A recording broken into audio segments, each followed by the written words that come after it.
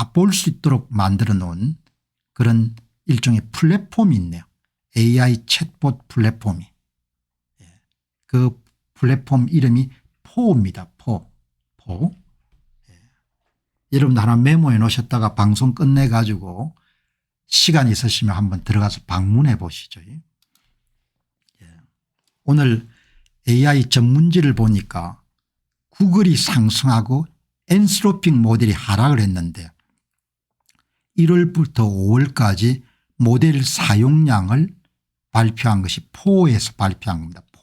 POE. AI 모델 랭킹을 발표한 겁니다. 포가.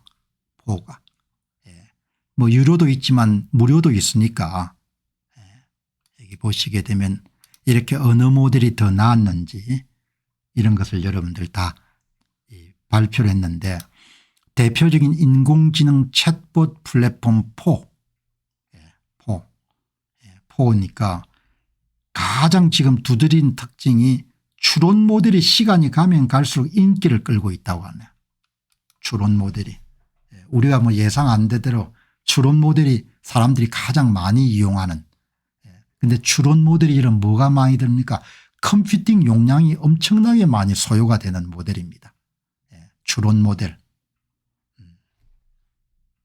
처음에 이제 출발했던 것은 AI 모델을 그냥 훈련시켜 사용하는 기초 모델에서 추론 모델의 첫 번째 시도가 2024년도 9월 달에 나온 오픈 AI사의 O1 모델이지 않습니까? 그게 나오고 난 다음에 이제 경쟁적으로 추론 모델들이 나왔는데 이제 대세가 추론 모델이 차지하는 거죠. 그런 내용을 이제 이렇게 적혀 있네요. 제미나이 2.5 출시된 뒤 6주 만에 추론 메시지 점유율이 31.5%로 1위를 차지했다. 이제 구글 플랫폼 위에 이름들 작동이 되니까 여기 나온 O1 프로, O3 미니, O3 미니 하이, O4 미니 이게 다 추론 모델입니다. 의외로 근록이 좀 부진하네요. 이미지 생성 모델에서는 챗 GPT가 1등이고 멀티모달 분야에서는 이미지3 구글의 이미지3가 강세를 나타내는데 앞으로 추론 모델이 모든 것의 기본으로 인기를 누릴 것 같다. 그렇게 해서 여러분들 이렇게 5월 달에 조사한 인기 순서입니다. O3, O3 미니, O3 미니 하이, O3 미니, O1, 클라우드, 제미나이가 엄청나게 많이 생각보다 많이 이용하네요. 저는 글록을 많이 쓰는데 이렇게 여러분들 Q에는 알리바바죠. 알리바바.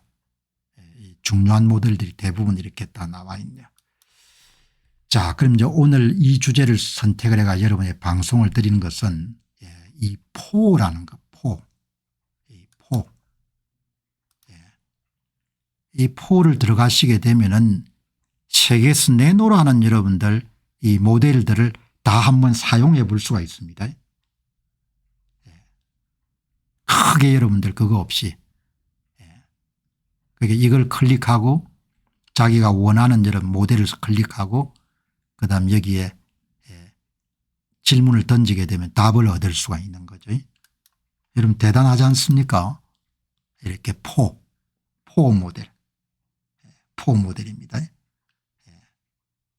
저도 처음 알게 됐는데 포는 플랫폼 포 오픈 엑스플로레이션의 약자로 다양한 AI 모델과 대화를 나눌 수 있는 멀티 모델 챗봇 허브 역할입니다. 여러분 한번 다음에 들어가셔 가지고 한번 다양한 모델을 사용해 볼 수가 있으니까 여기 포는 저는 쓰고 있습니다.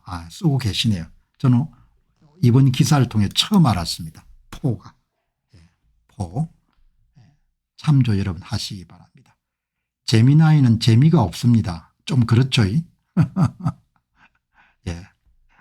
제미나이는 좀 재미가 없고 그러니까 어쨌든 새 정보니까 여러분 메모해 놓으셨다가 포는 여러 AI 모델을 단일 플랫폼에서 비교하고 사용할 수 있게 설계된 서비스입니다.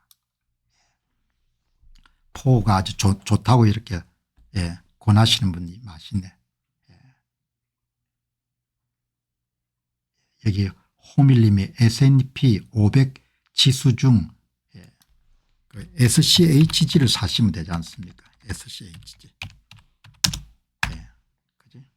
여기에 홈밀님이 S&P 500 지수 중 뭘 사야 될지 모르겠습니다. 지금 좀 많이 올랐는데 조금 보시고 찰스왑에서 500개 중에 250개를 선택한 SCHG를 상장지수 펀드를 구입하면 좋을 것 같아요. SCHG. 그지? 자, 제 방송 찾아보시면 많이 나올 건데 여러 번 방송해 드렸는데 참조하시면 좋을 것 같습니다. 자, 여기 보시기 바랍니다. 컴퓨팅 수요가 폭발하는 거죠. 여러분 앞에서 우리가 뭐 다뤘습니까? 추론 모델이 그냥 거의 대세를 차지한다는 거죠. 여러분 추론 모델이 어떻습니까? 컴퓨팅 리소스를 엄청나게 요구하는 겁니다. 그래서 오픈 AI사나 이런 회사들이 데이터 센터를 만든다고 생야단인 겁니다. 여러분 조금 전에 살펴본 마이크로소프트사가 올해 100조 이상을 투자를 하는데 1분기 경영 성과가 좋았음에도 사람을 자르지 않습니까? 비용을 관리하기 위해 가지고. AI 투자를 멈출 수 없다는 거죠. 근데 추론 모델이 대세를 차지하면서 GPU 수요도 엄청나게 늘어나는 겁니다. 그 이야기를 오늘 한번 말씀을 보시기 바랍니다. 추론 모델 성장조 1년 뒤에 한계에 부딪힐 수밖에 없고 3개월 5개월마다 컴퓨터를 얼마나 더 필요하는 거 아니에요. 10배 더 필요하는 겁니다. 여러분 얼마나 이렇게 말이 되냐고요. 우리는 편하게 쓰는데 이런 모델의 이런 이제 추론 모델이 대세를 이루는데 이 추론 모델의 리소스 컴퓨팅 리소스를 얼마나 필요한 거예요. 3개월에서 5개월마다 10배씩 더 필요한 거예요. 필요를. 여러분이 지금 쓰는 대부분 챗봇은 대부분 추론 모델입니다. 이제 기초 모델이 아니고 파운데이션 모델이 아니고. 그런데 그 추론 모델을 돌리는데 우리는 공짜로도 많이 쓰고 이러는데 일부는 유료로 쓰지만 뭐가 문제인가 하니까 컴퓨팅 리소스를 엄청나게 많이 쓰는 겁니다.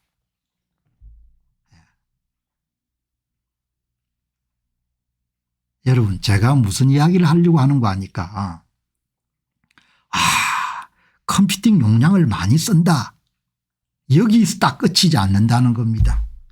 여러분과 제가 여러분들 함께하는 이 시간들이 얼마나 소중한 시간인 거 아니까 컴퓨팅이 3개월에서 5개월마다 10배씩 여러분들 수요가 폭증하고 있다. 여기서 끝나지 않는다는 겁니다. 이게 투자자들한테 어떤 이야기를 뜻하느냐를 우리가 보는 겁니다. 보시기 바랍니다. 글록은 엄청나게 여러분들 자원을 쏟아부은 겁니다. 글록에 여러분 쏟아부은 자원을 보게 되면은 1년에 여러분들 4배 정도의 컴퓨팅 용량이 필요한 수준이었습니다.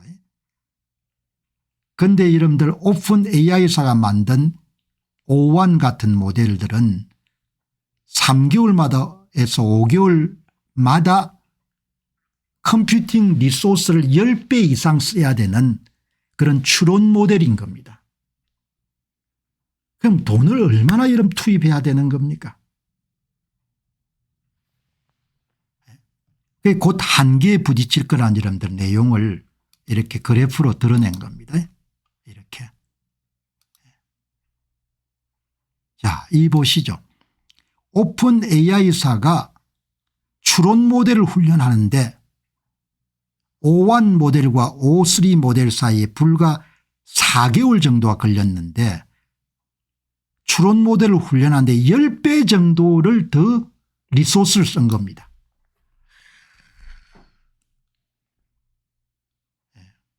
엔게디 해나님 고맙습니다. 추론 모델이 그냥 컴퓨팅 리소스를 먹는 하마가 돼버린 겁니다. 그럼 컴퓨팅 리소스가 뭡니까? 전기하고 데이터 센터하고 그다음에 GPU 같은 여러분들 반도체인 겁니다. 그걸 더 투자해야 되는 겁니다. 계속. 추론 모델은 컴퓨팅 집약적이라는 거죠. 더 많은 GPU가 필요하다는 겁니다.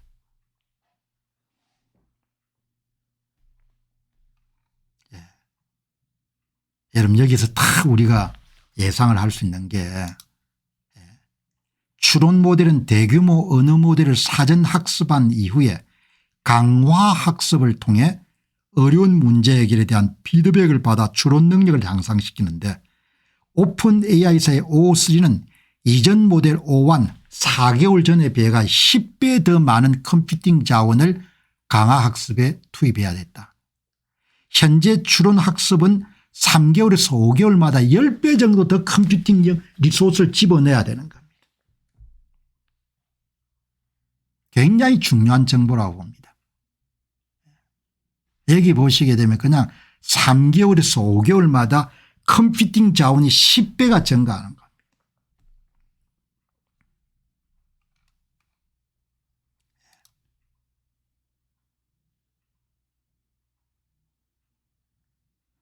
추론 모델은 테스트 타임 스케일링 또는 긴 사고를 통해 복잡한 문제를 해결하기에 추가적인 컴퓨팅 자원을 사용합니다.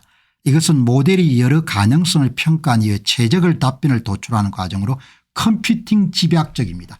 자본 집약적이라는 표현이 아니고 컴퓨팅 집약적인 겁니다. 네. 여러분들 그러면 이게 도대체 내가 하고 싶은 이야기가 뭡니까? 네.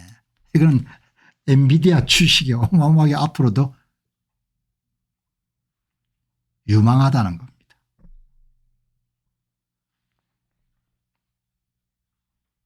여러분들 이거 보고 야 대단한 세상이다 여기 그치지 않고 야 이게 반도체 수요가 앞으로 계속 폭증하겠구나. 네, 호밀님 고맙습니다. SCHG부터 투자 시작하시면 될 겁니다. SCHG 그래프 잘 보시고 뭐 지금 아주 비싼 건 아니니까 조금 더 기다릴 수도 있고 지금 들어갈 수도 있고. 처음에 여러분들 투자를 할 때 투자의 첫발이 중요한데 개별 기업 주식 투자를 웬만하면 하지 마시고 ETF 투자를 하시기 바랍니다. 상장지수펀들. 그다음에 이제 자신감이 생기면은 그다음에 이제 제 방송을 계속 보면은 그때 뭘 투자하는 게 좋겠다는 부분 대부분 쓰겠는데 첫 걸음은 ETF 투자를 하는 게 좋습니다. ETF 투자는 상장지수펀들. 테슬라를 직접 사지 마시고 예, 그냥 정통으로 뭐든 정통을 밟아 나가는 게 중요할 것 같아요. 정통. 큰 욕심거리지 말고 세월이 그냥 재산을 불려주니까 조급하게 생각할 필요는 없을 것 같습니다. 단기적으로 엔비디아가 압도적 우위를 차지하겠죠. 그런데 이걸 변동성이 굉장히 심하니까 그냥 엔비디아를 포함하고 있는 ETF를 사는 게 낫겠죠. 조금 더 공격적이신 분들은 이게 이제 반도체 수요 GPU 수요가 어마어마하게 늘겠죠. 물론 엔비디아에 대항하는 대체제가 언제 등장할지 모르겠는데 어쨌든 엔비디아는 지존 같습니다. 지존.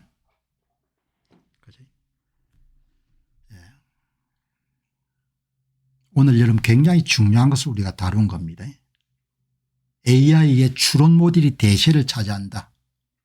추론 모델은 3개월에서 5개월마다 컴퓨팅 리소스를 10배 정도 더 증가한다.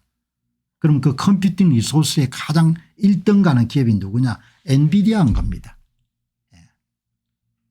그러니까 SK 하이닉스도 몇 년간은 상당히 호황을 누리겠죠. 그죠? 그죠? 단기적으로 엔비디아가 압도적인 우위를 차지하겠구나. 그래서 SCHG 같은 데서 투자를 해가지고 좀 자신감이 생기면은 그다음에 반도체 섹터에 상장지수 펀드를 들어가면 되겠죠.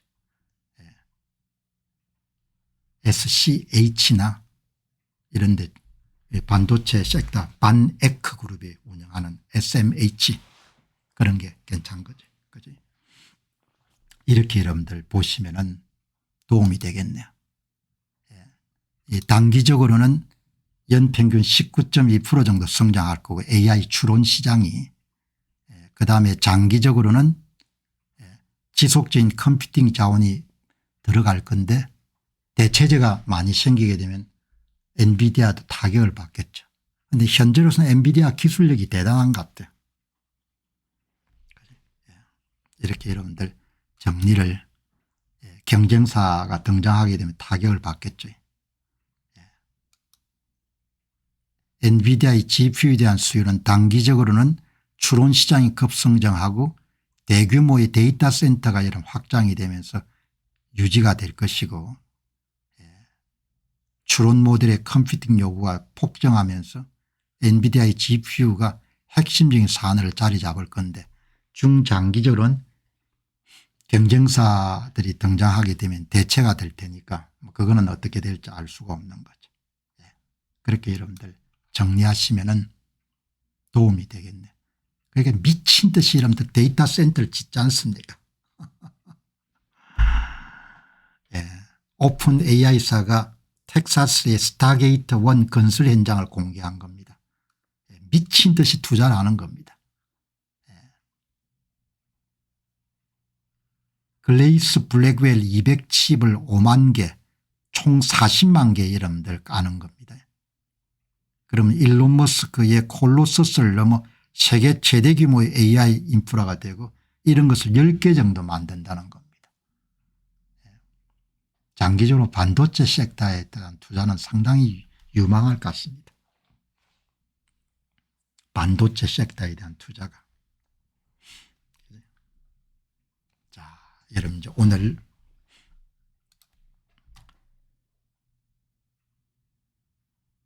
여기 이제 오늘 여러분 일론 머스크 SNS를 들어가 보니까 어제 여러분들 테슬라에서 만든 휴머노이드 로봇을 소개했지 않습니까? 이게 지금 이제 일론 머스크가 SNS에 여러분들 공개한 붙박이한 글입니다. 이 춤추는 모습. 이 보시기 바랍니다. 옵티머스 휴머노이드 로봇은 거의 완벽하게 발레를 출 수가 있습니다. 그죠? 균형 잡는 거 이런 것이 대단한 거죠. 그렇지만 우리가 추구하는 휴머노이드의 완전한 모습과는 아주 거리가 멉니다. 그러니까 아직 부족하다는 거죠. 한참 부족하다는 이야기입니다. 일론 머스크 이야기입니다. 일론 머스크 이야기를 보게 되면 기술 트렌드를 상당히 많이 우리가 이해하는 데 도움이 되는 거죠. 며칠 전에 이제 뭐 화성 탐사라든지 뭐 그런 걸 우리가 많이 봤지 않습니까? 아직 멀었다는 이야기죠.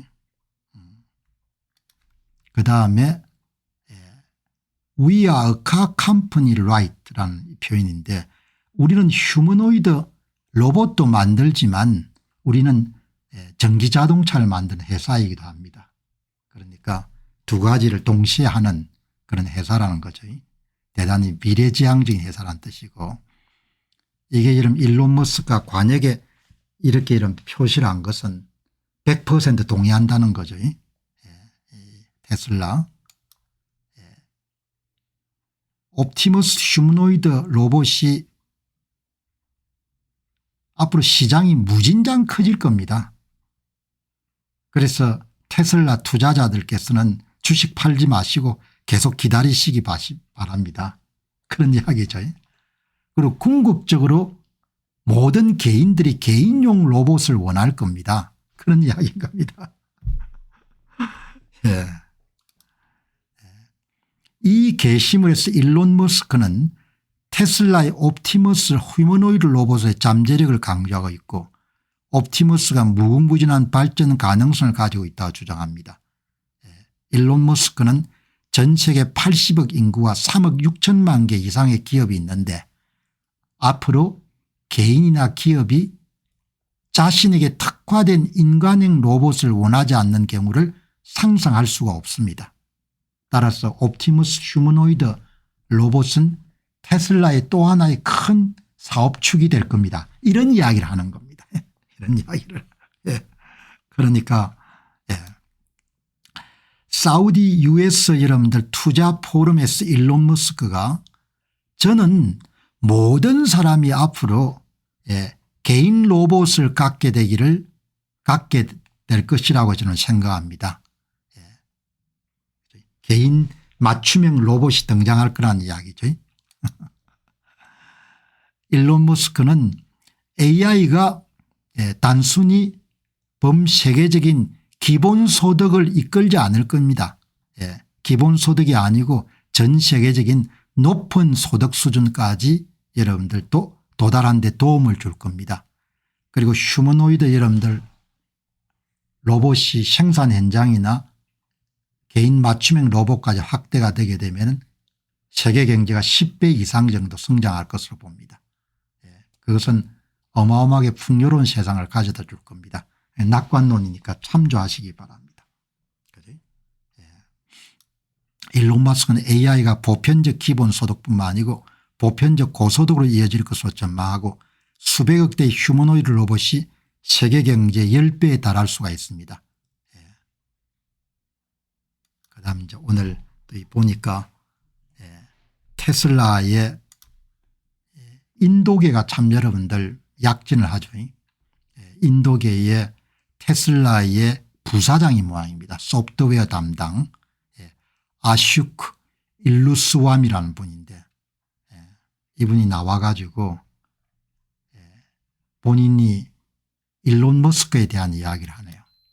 테슬라의 AI 소프트웨어 부사장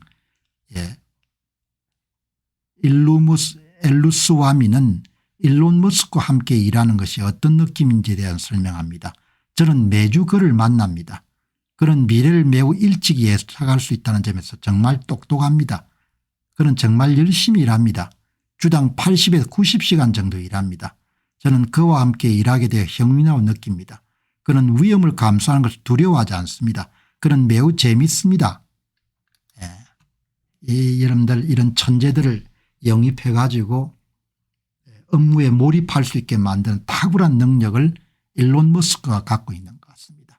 He is really smart. 그가 다른 사람보다 일찍 미래를 예측할 수 있다는 의미에서 He is really smart라는 표현을 쓰네요. 일주일에 80시간 90시간 정도 일을 하는 겁니다.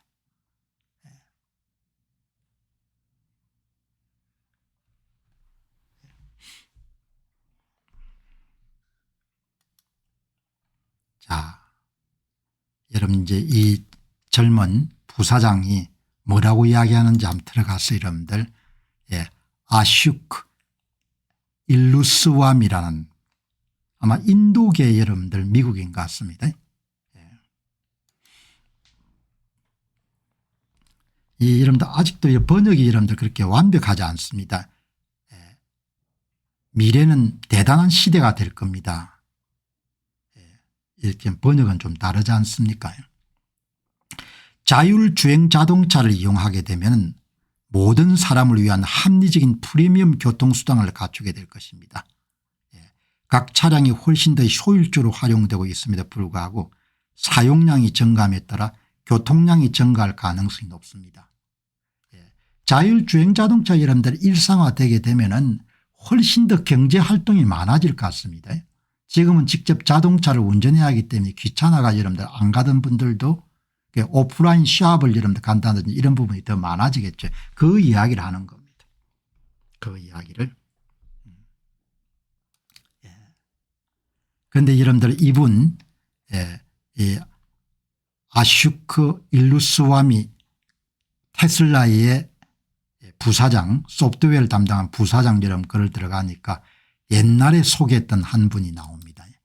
4월 24일 제가 공병호 TV에서 한번 소개했습니다. 알렉스 핀이라는 사업가입니다. 테슬라의 완전 자율주행 자동차는 내가 이제껏 사용해왔던 그런 기술 가운데 최고의 The Greatest Technology입니다. 저는 매일 2시간씩 여름 자율주행 자동차를 이용해서 집으로부터 회사까지 출퇴근합니다.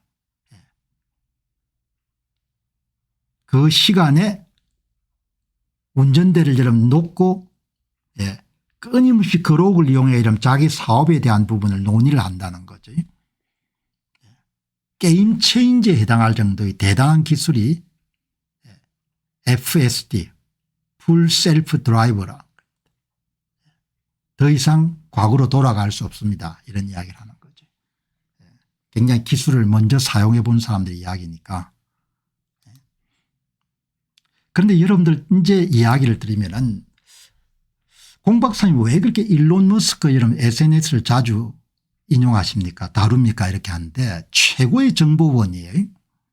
우리처럼 이런 기술 백그라운드가 탄탄하지 않은 사람이 시대의 변화와 조류를 읽을 수 있는데 일론 머스크의 SNS를 보는 것만큼 여러분들 크게 도움이 되는 게 없습니다. 제가 도움이 된다는 것은 오늘 방송에 함께 참여하시는 분들이 크게 도움이 된다는 이야기죠. 일론 머스크의 SNS가 갖고 있는 또 하나의 큰 가치는 일론 머스크가 생각이 굉장히 반듯합니다. 반듯한 대단히 훌륭한 생각을 가진 그런 사업가입니다. 그렇기 때문에 그가 내뱉는 발언을 한 번도 씹을 대책임질할 만큼 가치 있는 그런 발언이 어마어마하게 많다는 거죠. 항상 그래서 기술적인 면에서도 여러분들 도움을 받지만 이 양반이 여러분들 내뱉는 말에서 한 번 정도 더 생각할 수 있는 그런 기회를 갖는 거죠. 일론 머스크가 여러분 이런 이야기를 합니다. 대단히 중요한 이야기인데 선함에 대한 인식 대신에 선함의 현실에 관심을 기울인다면 누군가에게 자선을 베푸는 자선활동은 매우 어렵습니다. 여러분 글자 그대로 이야기하게 되면 조금 힘든데 타인을 돕는다는 것이 그렇게 간단한 일이 아니다는 거죠. 엊그제 페이스북을 보는데 젊은 날에 좌파운동을 하셨는지 모르겠던 어떻든 본인 자신이 젊은 날에 좌파 사고에 굉장히 몰입돼 있었던 사람이다 이렇게 소개하신 분이 호주에 가셔가지고 아마 업무 자체가 청소라든지 무슨 대영업을 하시는 것 같아요. 본인이 여러분들 좌파적 색채가 강할 때는 임대주택 공공주택에 대해서 엄청나게 이런 찬성하는 입장이었답니다.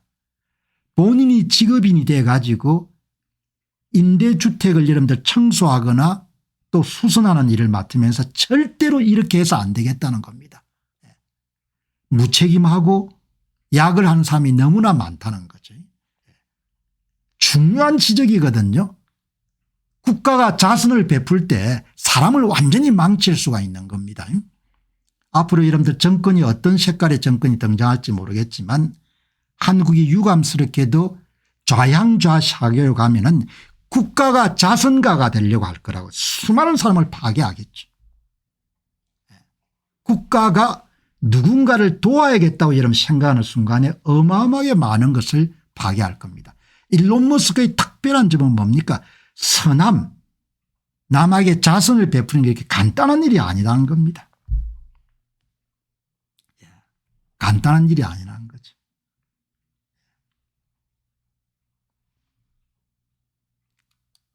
그분이 여러분들 호주의 공공주택 임대주택 이름 가보고 학을 뗐다는 거 아닙니까? 그리고 본인 생각을 접었다는 겁니다. 누군가에 공짜로 주는 것이 그 사람을 죽인다는 이야기인 겁니다. 그런데 그렇게 여러분들 갈 가능성이 높은 겁니다. 선함에 대한 인식 대신에 선함의 현실에 관심을 기울인다면 자선활동은 매우 어렵습니다. 누군가에 공짜로 준다는 것이 매우 어렵습니다. 그냥 그 사람을 죽이는 겁니다. 사회는 가난해지는 것이고 이런 생각을 제가 좋아하는 겁니다. 일론 머스크가 갖고 있는 생각을 제가 동의하기 때문에 이 게시물은 자선이 단순히 겉으로 보이는 인식이나 평판을 쌓는 것이 아니라 실제로 선한 결과를 만드는 데 초점을 맞출 경우 매우 어렵다는 메시지를 담고 있습니다. 현실적인 선함 리얼리티 오브 굿니스에 관심을 가지면 자선은 극도로 어렵다는 겁니다. 어제 소개했던 메이 머스크 어머니입니다. 어머니가 된다는 것은 세상의 그 어떤 경력보다도 그 어떤 경력만큼 중요한 겁니다. 일론 머스크 이야기인 겁니다. 예. 어머니가 되는 거가 뭐 일을 잘해가 경력이 뛰어나고 하면 다 가고 나면 아무 소용이 없는 거죠.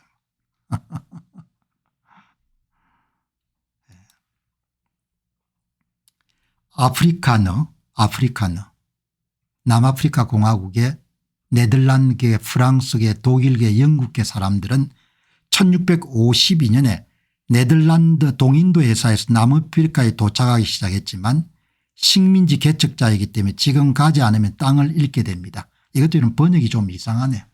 예. 그러니까 지금 뭐 땅을 잃을 수 있는 위기에 처했다는 거죠.